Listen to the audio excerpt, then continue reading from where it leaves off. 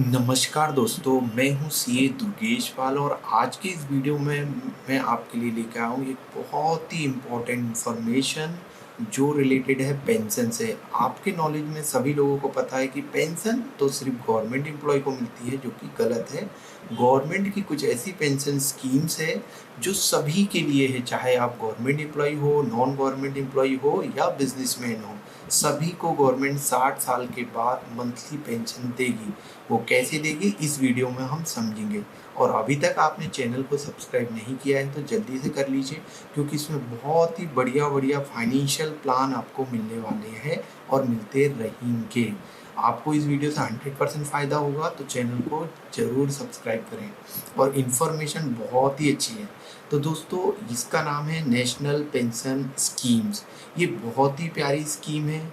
इस स्कीम में आप अपनी एज के हिसाब से कंट्रीब्यूशन, आपकी जितनी फाइनेंशियल पोजीशन है उस हिसाब से आप कंट्रीब्यूशन पर मंथ कर सकते हैं। और आप 60 साल की उम्र के बाद पर मंथ पेंशन गवर्नमेंट से पा सकते हैं। इसमें पर मंथ पेंशन का भी ऑप्शन है, और कुछ अमाउंट आप चाहे तो 60 साल में एक मुश्त ले सकते हैं, जैसे गवर्नमेंट को मिलता है, एम्प्लॉय को मिलता है, और बाकी अमाउंट की मंथली पेंशन आपको मिल सकती है। तो इसका नाम है नेशनल पेंशन स्कीम। अब बात करते हैं ये पेंशन स्कीम में कौन एलिजिबल है। सबसे पहले आप इंडियन सिटीजन होना चाहिए, सबसे इम्पोर्टेंट ये बात है। आपके पास पैन कार्ड, आधार कार्ड या डिजी लॉकर या आपका बैंक अकाउंट होना मैंडेटरी है। तो दोस्तों, ये था आपकी जितनी फाइनेंशियल पोजीशन है उस हिसाब से आप इन्वेस्ट कर सकते हैं, और बहुत ही प्यारी स्कीम्स है।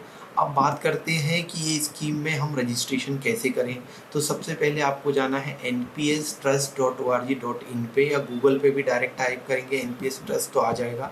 अब यहाँ पे आपको दो एनपीएस यहाँ पे दिख रहा है, नेशनल पेंशन स्कीम्स, ठीक है। अब यहाँ पे आप एनपीएस कैलकुलेटर का यूज़ करके अपना कैलकुलेशन परफॉर्म कर सकते हैं। आपको यहाँ पे अपनी डेट ऑफ बर्थ लिखनी है, मंथली कंट्रीब्यूशन आप कितना कर सकते हैं। लेट सपोज आप 5000 पर मंथ आप कर सकते हैं। 60 साल तक ही आपको करना है, आप चाहे तो ज़्यादा भी कर सकते हैं, ठीक है। लेकिन मैक्सिमम 75 ईयर तक आप कंट्रीब्यूशन कर सकते हैं। लेकिन एक जो आइडियल एज होती है रिटायरमेंट की, वो 60 ईयर है। तो हम लेट्स अज्यूम हम 60 ईयर तक ही कंट्रीब्यूट करेंगे। Total year of contribution automatically आ गया 25 ईयर। अब हम बात करते हैं कि एक्सपेक्टेड रिटर्न ऑफ इन्वेस्टमेंट, हम करते हैं कि हमारा 10% से रिटर्न ऑफ इन्वेस्टमेंट आएगा। हाँ, हम इसमें दो चीज़ कर सकते हैं कि आपको एट द एज ऑफ 60 एकमुश्त कितना अमाउंट चाहिए, उसका ये रेशियो है जिसको एन्युटी परचेज बोलते हैं। यदि आपको पूरा पूरा पेंशन में चाहिए तो इसको आप ऐसा 100% कर दीजिए। 100% एन्युटी करेंगे तो पूरा आपको पर मंथ पेंशन 33,447 मिलेगा। एक्सपेक्टेड एन्युटी रेट आपका 6% है। लेकिन आप चाहते हैं कि मैं 50-50 करूँगा, 50% मेरा जो जितना भी गेन होता है उसका 50% मुझे चाहिए at the age of 60 year, और रिमेनिंग मुझे पेंशन का चाहिए। तो मैं समझता हूँ कि आप इसको 50-50 करते, लेट सपोज। तो यदि हम इसको 50-50 करते हैं, एक मिनट, 50-50 करते हैं लेट सपोज, तो देखिए आपको क्या होगा, पर मंथ पेंशन 18,396 मिलेगी।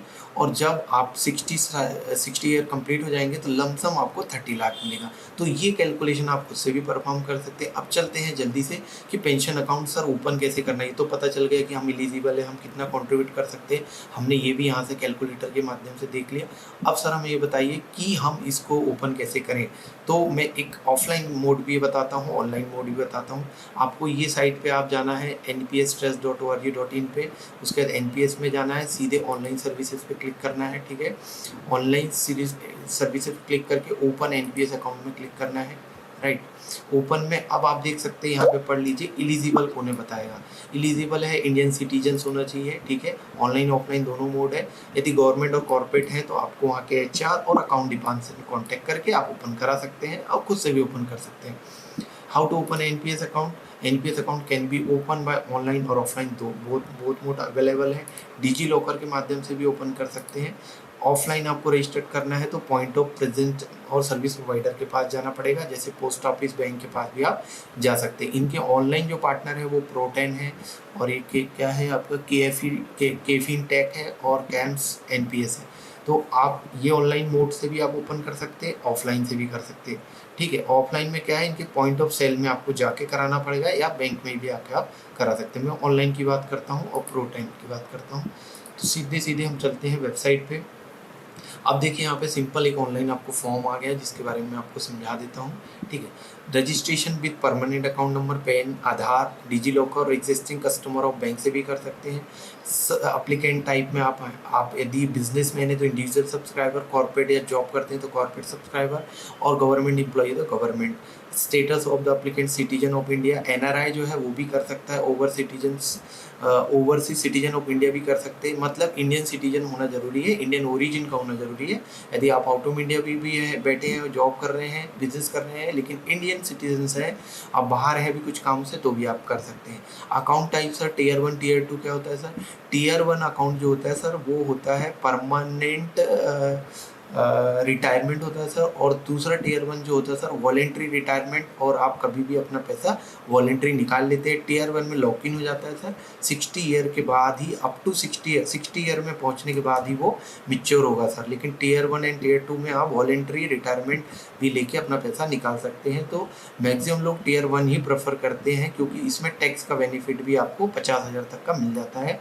इनकम टैक्स का बेनिफिट आपको देखिए, tier 1 is a mandatory account for long term saving. Invest in tier 1 account is avail the exclusive benefit of 50,000 of 80 CCD 1B।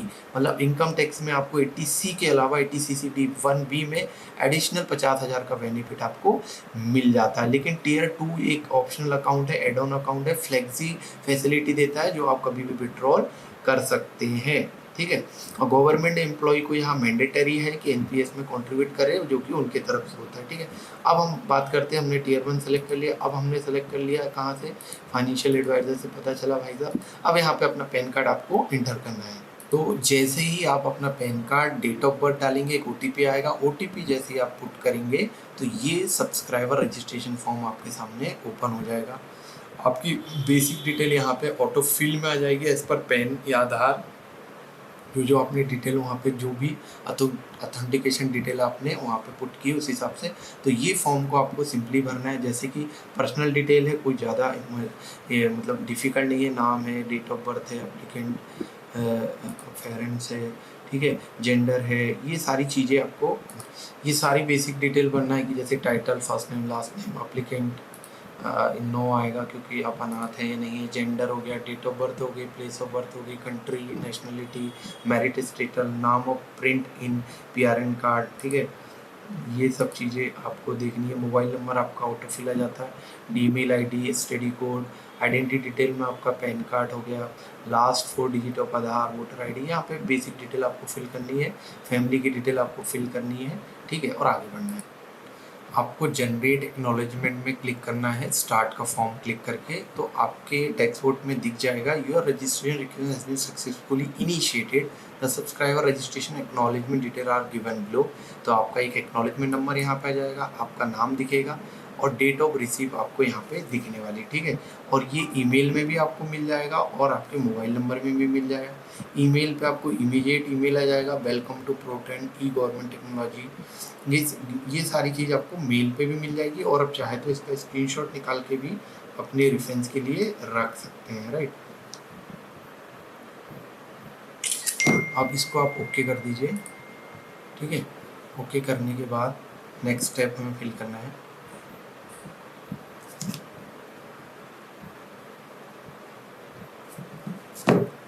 अब यहाँ देखिए एक्नॉलेजमेंट आईडी जनरेटेड करके आ गया, personal detail हो गई। अब कॉन्टैक्ट डिटेल, इसमें क्या कॉन्टैक्ट डिटेल में आपको करना है, I am tax resident of India, not resident of any other country, I am a tax resident of country mention below as. ठीक है, मैं इंडियन सिटीजन हूँ, इंडियन टैक्स पेयर हूँ, तो मैं पहले पे क्लिक करूँगा।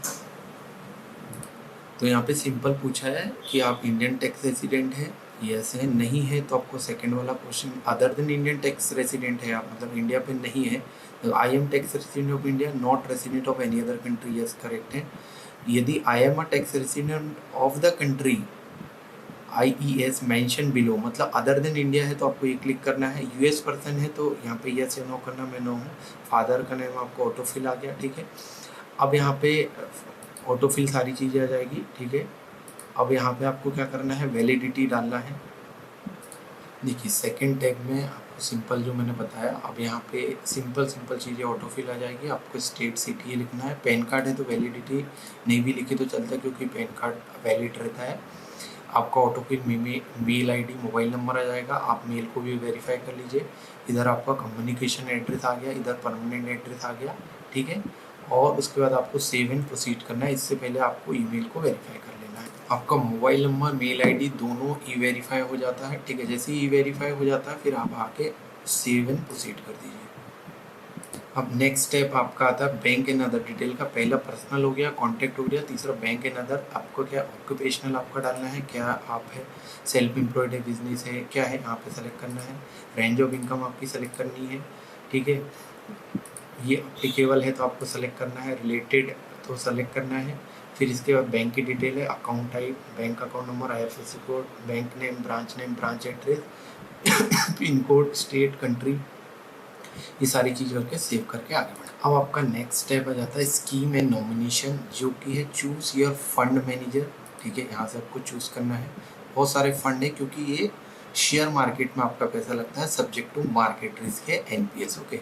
तो ये आपको चूज़ करना है। उसके बाद choose your investment wisely, auto या एक्टिव, ये आपको चूज़ करना है, ठीक है।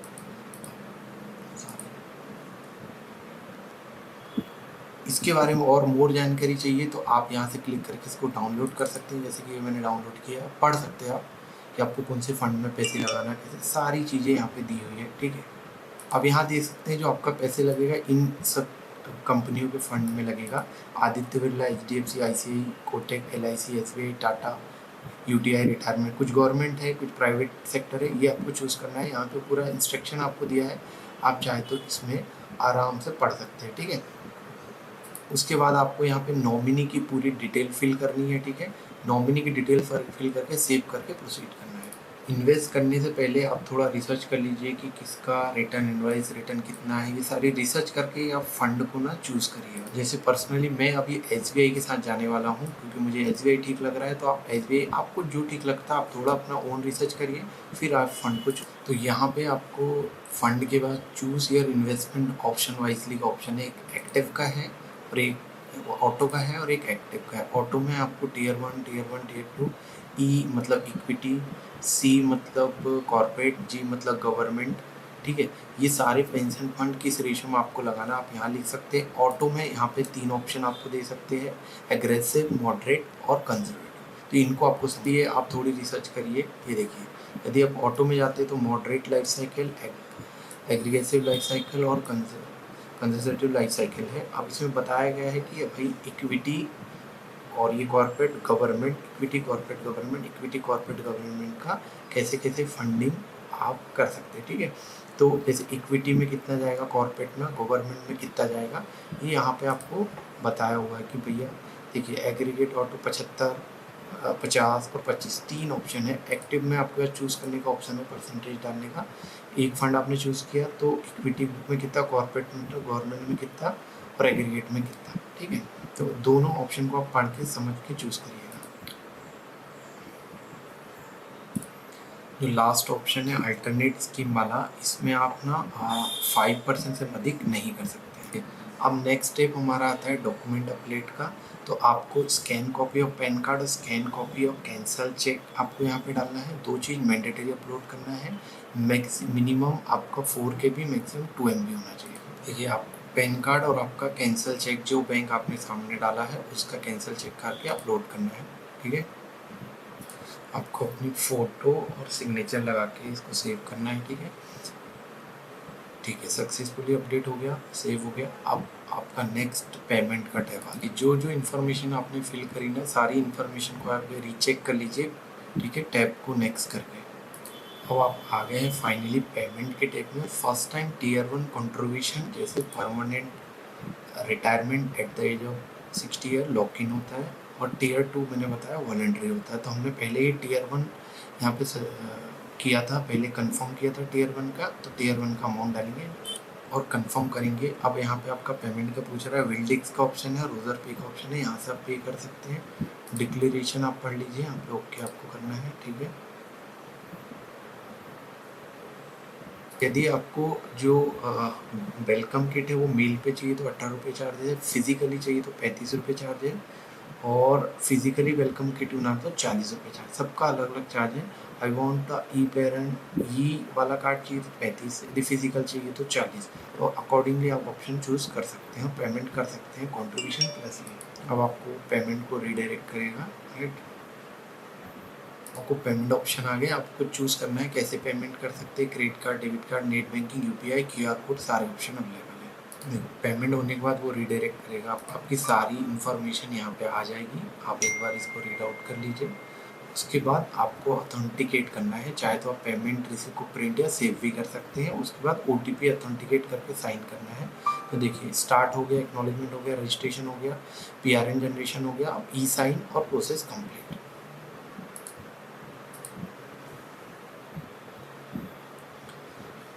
अब देखिए आपको ई डिजिटली साइन करना है, ऑथेंटिकेट करना है, ठीक है। OTP authentication of subscriber registration form, E subscriber registration form, ठीक है। अब आपको पहले ये फर्स्ट वाला करना है, आपको यहाँ पे 36+32 करना है, जनरेट ओटीपी करना है ये। और देखिए यहाँ पे आप ई पीआरएन कार्ड डाउनलोड कर सकते हैं, ई किट डाउनलोड कर सकते हैं, प्रिंट सब्सक्राइबर फॉर्म डाउनलोड कर सकते हैं और सब्सक्राइबर रजिस्ट्रेशन फॉर्म को व्यू कर सकते हैं। देखिए आपका जो ई कार्ड है ना कुछ इस तरीके से शो होगा, है ना। आप ये ऑनलाइन या इसको कार्ड के रूप में भी आप प्रिंट करा के रख सकते हैं। आपके मोबाइल और मेल आईडी पे जो ओटीपी गया होगा वो आप पुट करना है आपको। जैसे ही आप ओटीपी को वेरीफाई कर देंगे ना तो आपको ऐसा कुछ दिखेगा, click here to download system generated subscriber registration form. 3 चीज़ हमने पहले डाउनलोड कर ली, ई ब्रांड और उसके बाद हमारा एप्लीकेशन ई किट्स और एप्लीकेशन फॉर्म। अब ये एक्नॉलेजमेंट और रजिस्ट्रेशन फॉर्म यहाँ से डाउनलोड होगा, यहाँ पे जाके आपकी प्रोसेस हो जाती है कंप्लीट। अब आपका ये रजिस्ट्रेशन हो गया, सारे डॉक्यूमेंट को आप चेक कर सकते हैं जो जो डाउनलोड किए, और आपको हर महीने 5000 रुपीज़ का यहाँ पे से पेंशन में जाएगा।